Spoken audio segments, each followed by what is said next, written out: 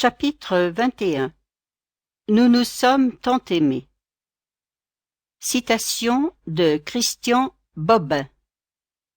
Aimer quelqu'un, c'est le dépouiller de son âme, et c'est lui apprendre ainsi dans ce rapt combien son âme est grande, inépuisable et claire. Nous souffrons tous de cela, de ne pas être assez volés. Nous souffrons des forces qui sont en nous, et que personne ne sait piller pour nous les faire découvrir.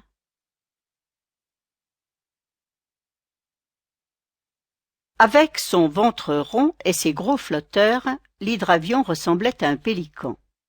Archibald chaussa de fines lunettes de vue et s'installa aux commandes du Cessna, pendant que Gabriel procédait en silence aux dernières vérifications.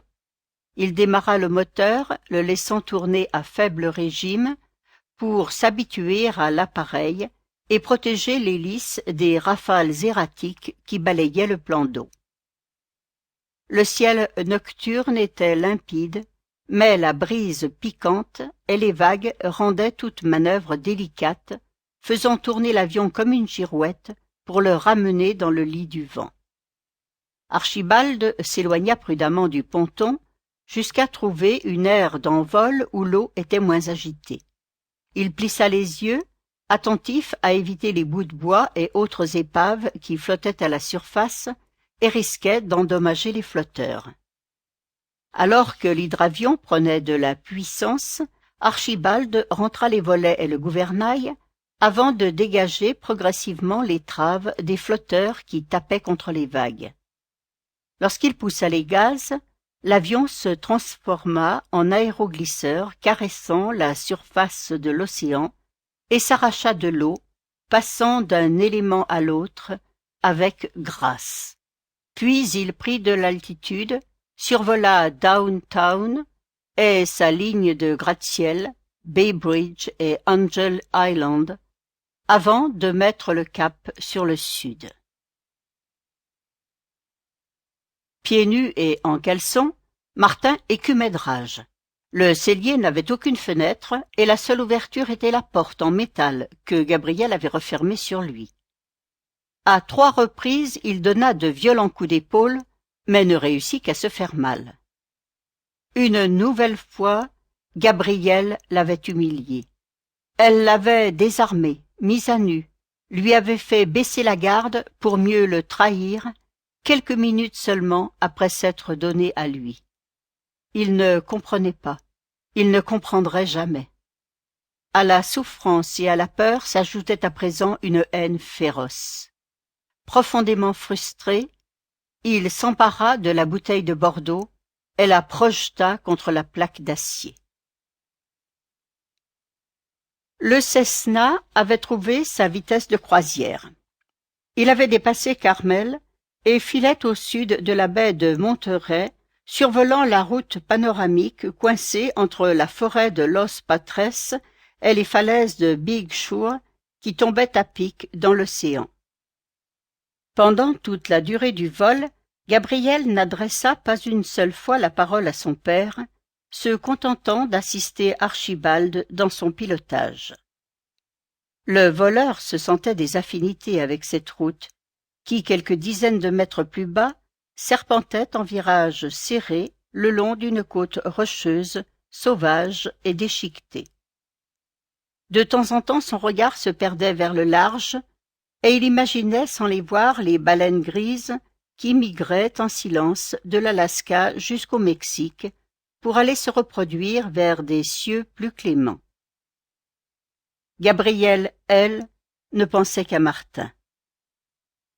Un peu avant San Simeon, Archibald réduisit la vitesse de l'avion et amorça la descente.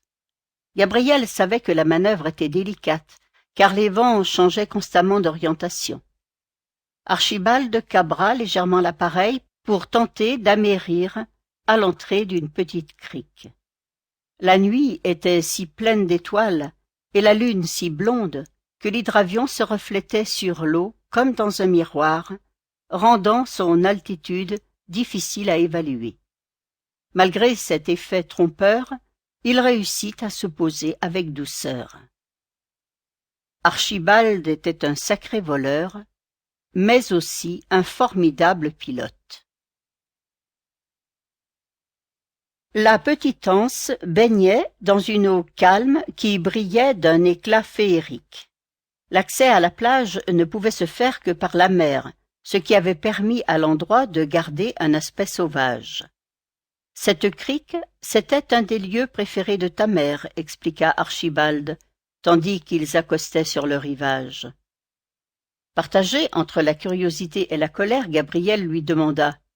« Et maman, tu l'as connue comment ?»« J'étais pilote à l'époque, et pendant un été j'ai travaillé pour elle, enfin pour l'organisation humanitaire qu'elle avait créée, les Ailes de l'Espoir. C'est là que je l'ai rencontrée, lors d'une mission en Afrique. Une houle légère ondulait la surface de l'océan et une brise tiède caressait leur visage. Entre vous, ça a été le coup de foudre? Moi, je l'ai aimée dès le premier regard, assura-t-il. Elle, il lui a fallu plus de 5 ans. 5 ans? Avant moi, ta mère avait été très amoureuse du chanteur d'un groupe de rock assez connu, un sale type qui durant des années l'a fait souffrir. Pendant quelques secondes, le regard d'Archibald se troubla, et son esprit voyagea du côté des années 70, dans les méandres d'un passé encore douloureux. Un type qui lui a beaucoup pris sans beaucoup lui donner, continua-t-il, et surtout... Surtout quoi? Demanda Gabriel pour le forcer à terminer sa phrase.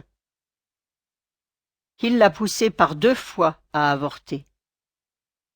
Le silence revint, plus pesant qu'auparavant. Puis, sans se concerter, ils sautèrent les pieds dans l'eau et rejoignirent la plage.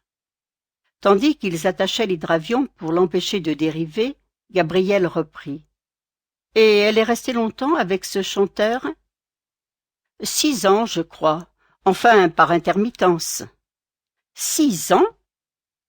Comme elle l'interrogeait du regard, il continua. « Plus cet homme la faisait souffrir, plus elle l'aimait éperdument. C'est bizarre, la vie, hein? Tout se passe parfois comme si on s'infligeait un châtiment pour se punir d'une faute qu'on a soi-même du mal à identifier. » Ils firent quelques pas le long du rivage.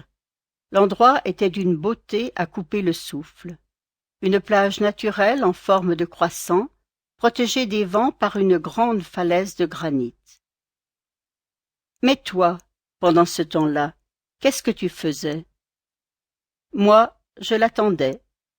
Je l'attendais en endurant ses refus. »« Et tu as toujours espéré ?»« Au début, oui.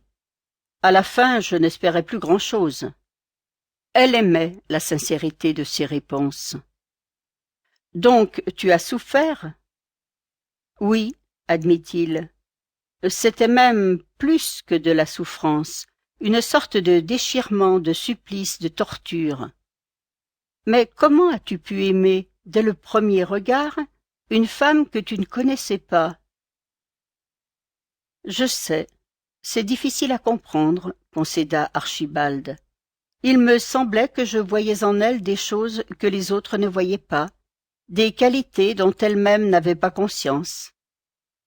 Il me semblait déjà voir en elle la femme qu'elle est devenue plus tard. »« Ça, c'est seulement dans les romans et dans les films, papa. »« Ça arrive parfois dans la réalité, » assura-t-il.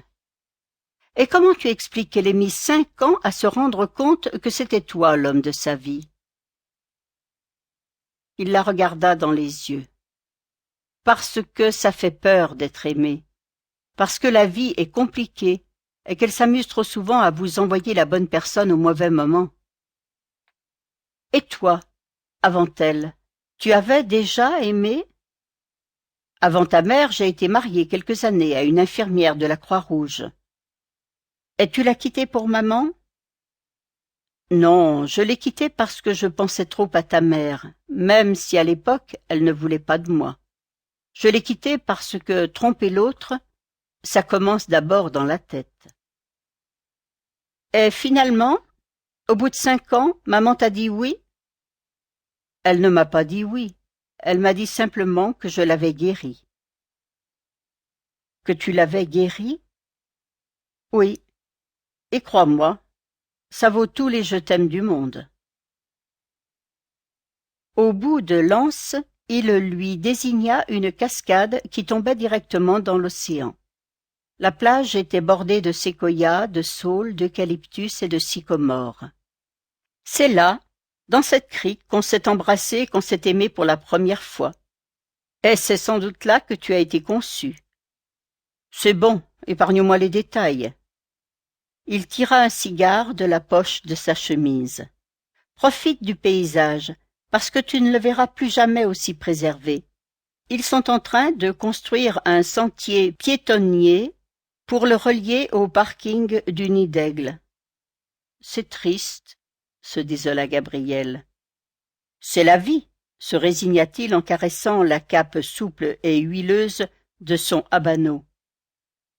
Rien ne dure, c'est ça que tu cherches à me dire? Oui, tout s'anéantit, tout passe et tout casse. Seul compte l'instant. Archibald coupa l'extrémité de son havane avant de tirer à cru sur le cigare. Gabriel lui tint tête. Non, il y a des choses qui résistent, il y a des choses qui durent. Comme quoi? L'amour? Hasarda-t-elle. L'amour? Il n'y a rien de plus fragile ni de plus éphémère. L'amour, c'est comme un feu un jour de pluie. Tu dois tout le temps le protéger, l'alimenter et en prendre soin, sinon il s'éteint. Il y a des amours qui durent. Non, ce qui dure, c'est la douleur qui reste après l'amour. Je n'aime pas ce que tu dis. Si tu as peur d'entendre certaines réponses, il vaut mieux ne pas poser certaines questions. Le visage fermé, Archibald gratta une allumette, puis une autre pour enflammer complètement l'extrémité de son habano. « Mais, maman, toi tu l'aimes encore ?» ?»« Oui, » admit-il. « Donc, tant que tu te souviens de quelqu'un qui t'a aimé et que tu l'aimes encore, tu fais perdurer l'amour. » Ça, c'est ce que les gens veulent entendre, mais je n'y crois pas vraiment. Pensive, Gabrielle renonça à poursuivre cette discussion. Elle se contenta de regarder le bout du cigare de son père qui rougeoyait dans la nuit. Le vent était toujours aussi tiède et le chant du ressac sur le sable très doux. « Il y a quelque chose que je voulais te donner. Une lettre, » dit-il en fouillant dans la besace de cuir qu'il portait en bandoulière. « Une lettre? » Oui, tu sais, le truc qu'utilisaient les gens pour s'écrire, avant l'invention des emails. Je sais ce qu'est une lettre. Moi aussi j'en ai reçu. Qu'est-ce que tu crois? Ah oui, de ton Martin? Arrête, tu veux bien? Bref, cette lettre, je voulais te la donner pour que tu conserves quelque chose de cette période, dit-il en lui tendant une enveloppe bleu pâle, délavée par les années. C'est ta mère qui me l'a envoyée, au tout début de notre relation. Un moyen pour me faire comprendre qu'elle voulait un enfant de moi. Je ne m'en suis jamais séparée, et je préférerais que tu la lises lorsque tu seras seule. Gabrielle fit celle qui n'avait pas entendu. Elle s'assit sur le sable et ouvrit l'enveloppe. Allongé sur la plage, en appui sur ses coudes, Archibald observait la ligne d'horizon. Assise à côté de lui, Gabrielle venait de terminer sa lecture. Délestée d'un poids, elle pleurait. Les mêmes larmes que la veille, des larmes de gratitude. La gratitude d'avoir eu la chance de connaître enfin ses parents et de pouvoir les aimer. Archibald tira lentement quelques courtes bouffées de son cigare pour en savourer les saveurs suaves qui s'accrochaient à ses papilles. Toujours vivre l'instant, essayer de dilater le peu de temps qui lui restait. « J'ai une tumeur au pancréas, Gabrielle. » Trop longtemps contenues, les paroles étaient sorties d'elles-mêmes. « Quoi » Il contempla avec tendresse son visage baigné de larmes. « J'ai un cancer en phase terminale. Je vais mourir. » Elle le regarda incrédule. « Tu vas mourir? » « Dans quelques semaines, 3 mois au plus tard. »« Mais tu en es sûre? Tu as passé tous les examens? »« Oui. Il n'y a rien à faire, chérie. » Bouleversée, elle plongea la tête dans ses mains, puis demanda d'une voix étranglée. « Tu le sais depuis quand? » À présent, les mots lui restaient dans la gorge. « Avec certitude? Depuis 2 jours. » Elle essuya ses yeux et s'exclama pleine de colère. « Mais pourquoi es-tu revenue alors? J'ai retrouvé mon père il y a quelques heures à peine, et il faut déjà que je le quitte. Pourquoi tu m'infliges ça? » « Parce qu'il fallait que tu saches que je ne t'avais pas abandonné. Pendant toutes ces années, j'ai été là, dans l'ombre. » « Comment ça, dans l'ombre? » Pour la calmer, il lui posa la main sur le bras. Puis il lui raconta comment, depuis près de 20 ans, il avait cherché à renouer le lien pour lui apprendre la vérité. Il lui fit part de sa honte, de sa culpabilité et de sa tristesse devant son impuissance. Il lui parla aussi des stratagèmes qu'il avait mis au point pour passer quelques minutes avec elle, incognito, tous les 23 décembre. Troublé, Gabriel voyait des souvenirs encore frais lui revenir en mémoire. Des rencontres qui l'avaient marquée sans qu'elle en ait pleinement conscience et qui, à présent, prenaient une autre signification. Ce vendeur qui faisait du porte-à-porte et qui lui avait cédé pour une bouchée de pain le dernier modèle d'un ordinateur portable haut de gamme, justement la semaine où le sien avait lâché. C'était lui. Ce clown des rues, philosophe dont le spectacle l'avait ému et passionné, tant elle avait eu l'impression que ses phrases s'adressaient à elle. Lui. Ce jardinier qui taillait les rosiers du Japanese Tea Garden et qui l'avait fait rire aux éclats comme s'il avait deviné sa tristesse un jour où rien n'allait. Encore lui. Autant de tête-à-tête furtifs qui ne lui laissaient aujourd'hui que des regrets. Si seulement elle avait su plus tôt. Mais les regrets se mêlèrent à la colère lorsqu'Archibald évoqua ce détective qu'il avait engagé et qui la pistait depuis des années. « Comment as-tu osé t'immiscer dans ma vie sans ma permission ?» demanda-t-elle scandalisée. « Je voulais simplement t'aider, » plaida Archibald. « M'aider? Tu n'es pas heureuse, Gabrielle. Mais qu'est-ce que tu en sais? » Il ouvrit la sacoche en cuir posée à côté de lui et en sortit plusieurs pièces à conviction. La photocopie des journaux intimes de sa fille, des photos de fin de soirée, jamais avec le même homme. Il s'était renseigné sur certains, des mecs nuisibles centrés sur eux-mêmes, parfois violents, parfois cruels, au point qu'il avait dû lui-même s'occuper de l'un d'entre eux. « Pourquoi tu fais ça, chérie ?» Elle leva vers lui des yeux qui menaçaient de déborder. Elle était gênée d'avoir à se justifier devant son père de quelque chose qu'elle n'avait pas elle-même analysé. « Eh bien, tu vois, c'est ce que tu me disais tout à l'heure. Parfois, tu cherches à te punir de quelque chose sans même savoir de quoi. » Gabriel était plongé dans le silence et Archibald dans ses souvenirs. Il repensait à la première nuit de printemps qu'il avait passée ici avec Valentine, seul au monde, au milieu des iris et des coquelicots.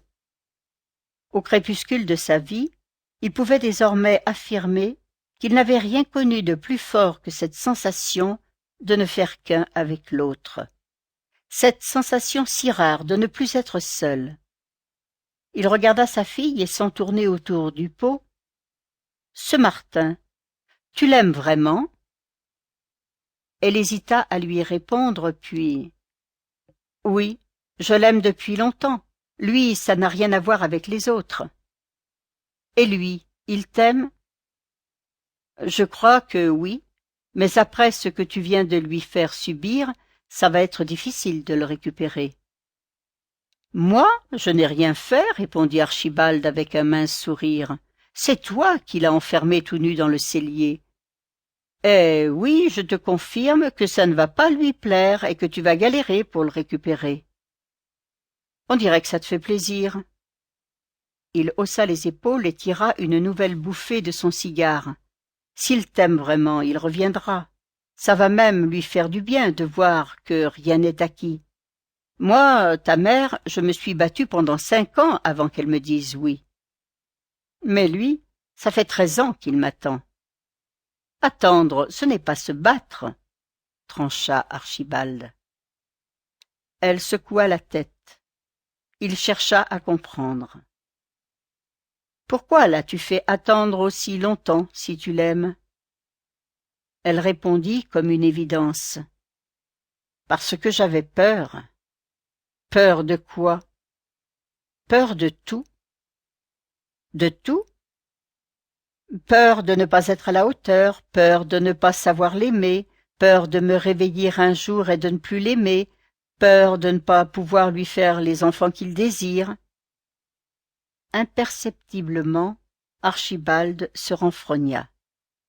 Les mots de sa fille lui rappelaient trop ceux de Valentine, des mots qu'il n'aimait pas entendre parce qu'ils ne signifiaient rien pour lui.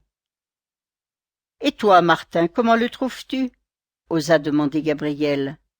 « En faisant abstraction du fait qu'il a essayé de me mettre 2 bastos dans le ventre ?»« Oui, sourit-elle. » Archibald grimaça. « Moi, je ne sais pas s'il en sera capable. »« Capable de quoi ?»« Capable de te protéger. »« Mais je ne suis pas une enfant, s'agaça Gabriel. Je n'ai pas besoin d'un homme pour me protéger. Des foutaises, tout ça. Une femme a besoin de... » « Arrête ton discours d'un autre âge, le coupa-t-elle. Et d'ailleurs, Martin est plus fort que tu ne le crois. Tu parles. Il n'a même pas été capable de te protéger contre moi. Même toi, tu as pu l'enfermer à poil dans la cave. Tu crois que j'en suis fière? Mais Archibald n'en avait pas fini avec ses reproches. Je le trouve trop tendre, trop sensible, trop sentimental. Toi aussi tu étais sentimental à son âge, lui fit-elle remarquer. Justement, les sentiments m'ont fait perdre mon sang-froid. Ils ont obscurci mon jugement. Ils m'ont empêché de protéger ta mère. Qu'est-ce que tu veux dire? Jamais je n'aurais dû la conduire dans cet hôpital. Jamais je n'aurais dû tirer sur ce médecin. Jamais je n'aurais dû bousiller ma vie et la tienne. Jamais je n'aurais dû... Sa voix trembla avant de se briser dans un sanglot. Le vent se fit soudain plus froid et s'engouffra avec un bruissement sourd entre les arbres.